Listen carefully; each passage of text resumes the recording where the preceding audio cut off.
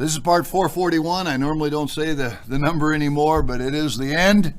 And I do like to say when I can, you may find this more fascinating than any of the others. And believe it or not, we finish with a bang. So when is the kingdom of God? It haunted me. I mentioned that. Is it trumpets? Or does trumpets begin the captivity? I referenced trumpets the last two messages. It wasn't correct. So the day of the Lord has to be November 6th. You can't argue with it. I'm going to give you many more proofs of that in a moment. Is there any way we can know that we're waiting for July 14th? Let's just be blunt, that July 14th is the day of the Lord. Could you know that? Let's be dramatic. Let's just lay it out. Is it possible that the day of the Lord is the 14th of July? Could it go next year? I see no way. I spoke to all the ministers about what we'll cover tonight, and they know that we're still right on time. I understand it's the evening of July 16th, and I still believe that the day of the Lord is the night of July 28th. Brethren, you cannot change July 28th.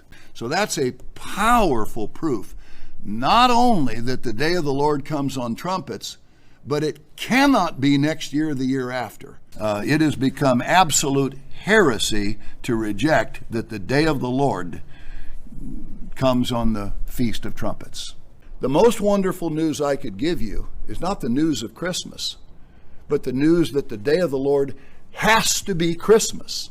Until you stand up and sing the final hymn and you know exactly what day is the day of the Lord and that it's inarguable, it will give you a warm and peaceful and wonderful feeling. There's no arguing with that. I could stop the sermon now and go on to other things, but I've decided I'm going to just drive it home and crush all idea that the day of the Lord is not Abib 1. The flight takes place at sundown on a Sunday night, 10 days from the day of the Lord. So we would say March 12th before the day of the Lord on the 22nd, if you want to just keep it real with a calendar. Now, if that's true, if those 11 days are true, they are, it's impossible, brethren, to not know when the day of the Lord is. It's impossible. It's IR1. You now absolutely know when the day of the Lord is. And anybody who argues with it simply threw the Bible out the window. So the day of the Lord has to be November 6th.